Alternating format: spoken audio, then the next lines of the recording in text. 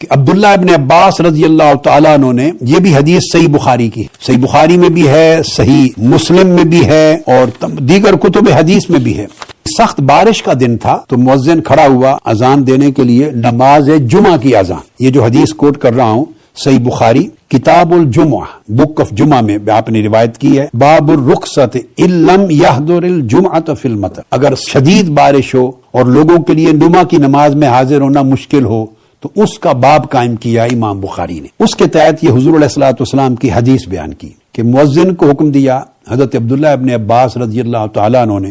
کہ آپ اذان کہیں جمعہ کی۔ سخت بارش کا دن تھا، انہوں نے نماز جمعہ کے لیے اذان کہی اور ساتھ کہا اذا قلت اشہد ان محمد رسول اللہ، مؤذن سے فرمایا جب تو اذان میں اشہد ان محمد رسول اللہ کے کلمات پڑھ لے فلا تقل حی علی الصلاۃ، تو پھر اس کے بعد حی علی الصلاۃ نہ کہنا۔ حی علی الصلاۃ کا مطلب ہے آؤ نماز کی طرف، یعنی پھر لوگوں کو بلایا جاتا آؤ نماز کی طرف مسجد میں۔ منع کیا کہ حی علی الصلاۃ نہ کہنا، قل صلوا فی بیوتکم، اور ان الفاظ کو ریپلیس کر دینا، انہیں بدل کر ان کی جگہ پر کہنا صلوا فی بیوتکم، اپنے اپنے گھروں میں نماز پڑھو۔ جب یہ ہو گیا اور مؤذن نے ایسا کر دیا، مؤذن تو ایکسپیکٹ کر رہے تھے اب حی علی الصلاۃ پڑھا جا رہا ہے اشہد ان محمد رسول اللہ کے بعد، مگر بجائے ان کلمات کے انہوں نے مؤذن نے کہہ دیا صلوا فی بیوتکم، اپنے اپنے گھروں میں نماز پڑھو، اپنے خیموں میں نماز جہاں جہاں تھے۔ فکأن الناس استنکروا، لوگوں میں چیخیں گوئیاں سی ہوئی، ایک تعجب ہوا، جیسے ان کی طبیعتوں نے ذہنوں نے اس بات کو قبول نہیں کیا کہ یہ کیا ہو رہا ہے۔ یہ ایک انسانی فطرت ہے، ایک عام مزاج ہے۔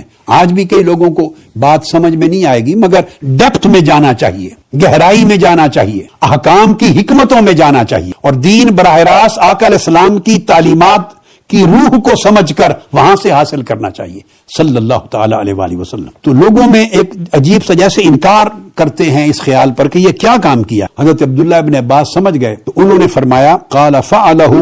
من هو خیر منی، تو میری بات پہ تعجب نہ کرو اور اس کا انکار طبیعتوں میں نہ لے آؤ، یہ جو بات میں نے کروائی ہے یہ وہ عمل ہے جو اس ہستی نے کیا جو مجھ سے بہتر تھی، یعنی رسول اللہ صلی اللہ علیہ وآلہ وسلم نے ایسے ہی فرمایا تھا۔ سخت بارش کے دن آپ نے مؤذن کو حکم فرمایا تھا کہ لوگوں کو نماز کے لیے مسجد میں نہ بلانا، حی علی الصلاۃ کی جگہ کہنا صلوا فی بیوتکم صلوا فی رحالکم، اپنی اپنی جگہوں پر نماز پڑھ۔ تو جو مجھ سے بہتر ہستی تھی انہوں نے یہ کیا، میں نے تو ان کی پیروی کی ہے۔ آگے حدیث کے لفظ ہیں ان الجمعۃ عظمۃ، جمعہ چونکہ واجبات فرائض میں سے ہے، وانی کرہت ان اخرجکم فتمشون فی التین والدحد، فرمایا چونکہ جمعہ فرائض میں سے ہے تم پر واجب ہے۔ اگر یہ مؤذن کہہ دیتا کہ آؤ نماز کی طرف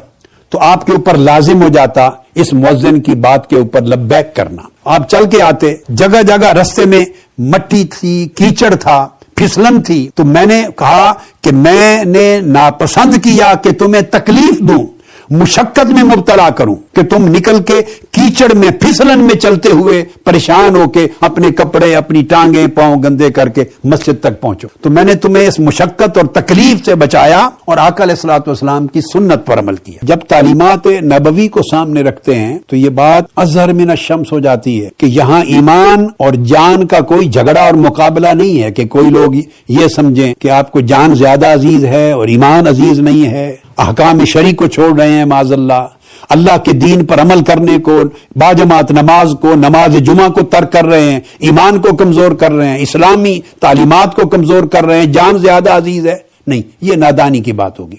جان اور ایمان میں جھگڑا نہیں ہے،